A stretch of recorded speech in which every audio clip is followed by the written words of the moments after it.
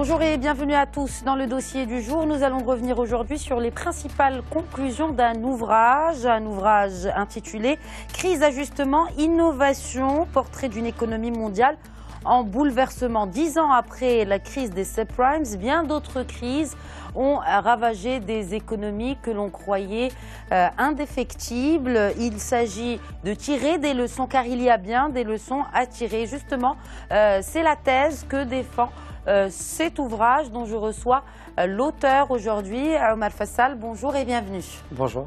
Alors vous êtes donc auteur de cet ouvrage, mais aussi responsable stratégie et développement au sein d'une banque d'affaires et également enseignant en finance à Casablanca. Vous êtes aussi auteur de plusieurs chroniques qui ont d'ailleurs constitué la base de cet ouvrage.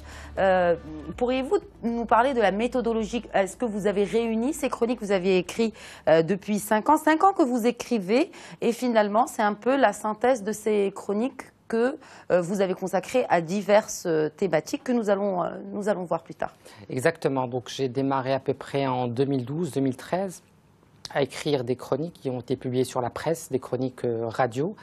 Ce que j'ai fait après 5 ans, c'est que j'ai commencé à rassembler tous ces textes pour essayer de tracer un fil continu sur tout ce qui s'est passé sur l'économie mondiale sur ces 5 dernières années. Il y a eu bien sûr un travail de fond pour essayer de rassembler ces textes, pour remplir les vides qu'il y avait, pour rajouter d'autres textes qui étaient plus des réflexions plus profondes, qui n'étaient pas des sujets d'actualité, donc qui n'ont pas été publiés. In fine, relire ce bouquin, c'est vraiment passer en revue tout ce qui s'est passé sur les 5 dernières années. Fin 2012, début 2013, j'avais écrit un papier qui est dans ce bouquin pour appeler à la création des banques participatives. 5 ans plus tard, on les a. En 2014, elles ont démarré leur activité, début d'année. En 2014-2015, j'ai écrit un papier pour appeler à la création du crowdfunding. 4 ans après, on l'a. Et il y avait un autre papier aussi qui était très intéressant, qui était sur l'inclusion financière. Et donc, il commence à se concrétiser avec la nouvelle loi bancaire de 2014 qui permet de démarrer le mobile banking, qui est un canal très important pour l'inclusion financière, et les deux, avoir des établissements bancaires de proximité, c'est-à-dire demain avoir votre banque chez votre épicier, par exemple.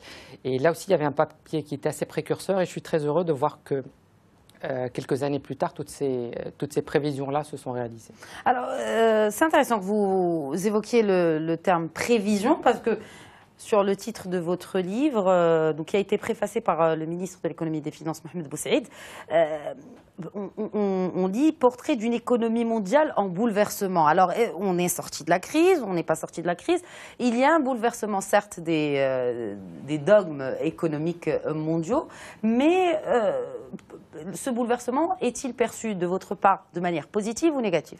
Alors, il ne faut pas voir dans le titre, parce qu'il y a le mot « crise » dedans. Donc, quand on lit le titre, on a l'impression que c'est une annonce qui est assez pessimiste. Il ne faut pas y voir un signe de pessimisme. Il faut simplement y voir du pragmatisme, c'est-à-dire l'importance d'étudier les crises, parce que la construction du monde de demain, elle passe par des épisodes de crise et d'ajustement. Donc, pour prévoir le monde de demain, il faut étudier les crises. Et la deuxième raison pour laquelle il est important d'étudier les crises, c'est d'être dans une optique d'ajustement préventif, pour éviter que les dérèglements et les déséquilibres d'aujourd'hui ne deviennent les crises de demain. Donc, étudier les crises... Ou peut-être les dérèglements d'hier ne deviennent les crises d'aujourd'hui aussi ? Aussi. Mais donc, étudier les crises, c'est vraiment être dans cette optique d'ajustement préventif et cette optique d'anticipation, avec une dynamique qui est assez claire sur tous ces pays-là, puisque vous avez parlé de bouleversement, moi je dirais bouleversement avec S à la fin. Il y a plein de bouleversements, plein de crises, plein d'ajustements propres à chaque pays. Et le point commun, si on pourrait dire, en toutes ces aventures-là, c'est vraiment le titre, la dynamique du titre. Crise, ajustement, innovation. La crise arrive, il y a des ajustements qui sont menés par des politiques publiques ou par des acteurs directement du secteur privé. Et à la fin de l'innovation qui a un rôle double, puisque l'innovation, c'est ce qui permet de sortir de la crise, d'un côté, et que l'innovation chez les uns fait la crise chez les autres, chez ceux qui n'arrivent pas à s'adapter, à s'approprier l'innovation en amont. Alors, nous allons revenir à ce point d'innovation en fin de cet entretien. Je souhaiterais justement revenir sur les principaux chapitres. Donc, on part des États-Unis en passant par le Japon, l'Arabie Saoudite. Il y a également cette histoire du Brexit, le Venezuela. Est-ce que ça... Bon, il y a bien naturellement aussi le Maroc.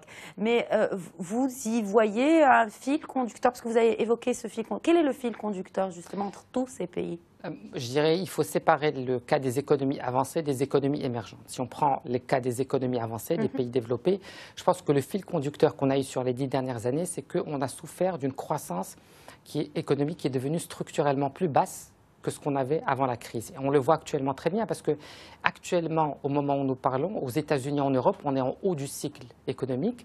Et malgré le fait qu'on soit en haut du cycle économique, on ait des taux de chômage très bas en Europe et aux États-Unis, malgré cela, on n'arrive pas à atteindre les croissances qu'on avait avant la crise. Les États-Unis, vraisemblablement, sera sur des croissances annuelles entre 2 et 2,5, alors qu'avant la crise, on faisait du 3,5.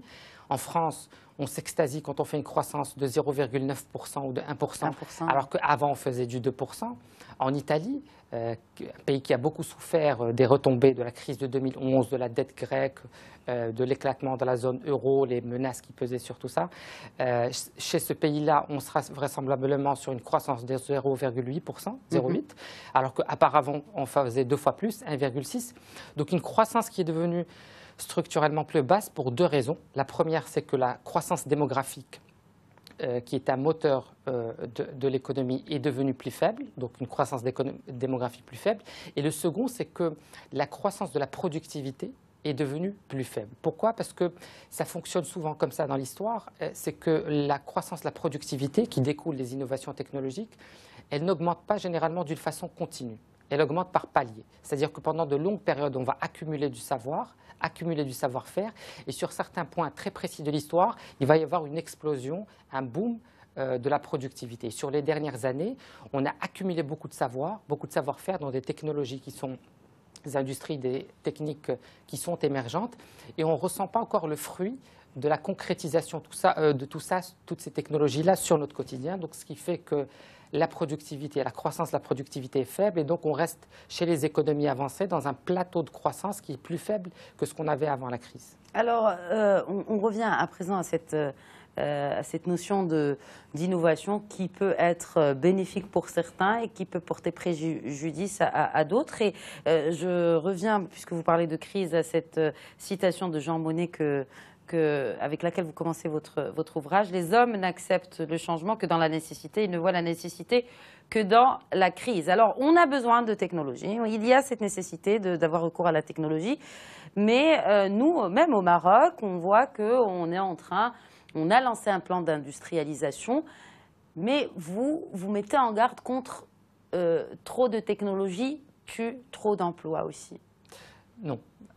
Sur ça, je ne suis pas d'accord avec vous. Ce que je dis, c'est que ça tue une certaine forme d'emploi, ça tue certains emplois. Enfin, quand je dis emploi, c'est bien sûr certaines formes d'emploi. Ça crée d'autres emplois. Et les gagnants de demain, ceux qui savent anticiper pour se positionner sur les métiers de demain. Si vous regardez les 10, 15, 20 ans qui nous attendent, on va avoir un chamboulement extrêmement important sur les métiers de l'industrie, entre autres, puisqu'on parle de l'industrie, notamment à cause de la rovolution. La rovolution, c'est un terme qui contracte 2 concepts, la robotique, les robots, et une révolution. Donc les deux ensemble, ça fait une rovolution. Et elle a déjà commencé aux États-Unis, elle a commencé aux Chinois. Les Chinois qui sont des producteurs de robots, les seuls au monde qui arrivent à concurrencer les majors de la robotique, que sont le Japon, la Corée du Sud et l'Allemagne. Donc, l'innovation, il faut, pour se l'approprier, en ressortir gagnant, il faut être en amont, il faut voir quels sont les métiers qui vont être créés demain pour se positionner en amont dessus. Donc, comment on peut justement anticiper cela ou brièvement, les anticipations pour le Maroc, Omar Fessal, pour conclure? Je dirais qu'il y a une réflexion qui est très profonde, qui a lancé sur ça, qu'il ne faut pas attendre que cette réflexion sur la révolution, sur les métiers de demain, sur la nouvelle industrie, vienne d'ailleurs, parce qu'en Afrique, on est à 1,2 milliard de population. Demain, c'est-à-dire en 2040-2050, on sera à 2,4 et après-demain, à la fin du siècle, on sera à 4 milliards. Donc c'est à nous, Africains, je dirais d'abord de penser tous les apports que vont avoir la révolution et d'autres technologies émergentes sur les emplois de demain, de nous les approprier pour nous positionner en amont sur les métiers qui seront créateurs de richesse demain.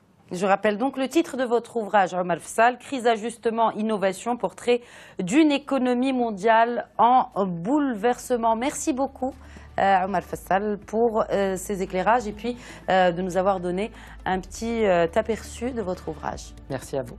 Merci à nos chers téléspectateurs. L'info continue sur Médien TV, Médien TV Afrique. Excellente suite des programmes sur notre antenne.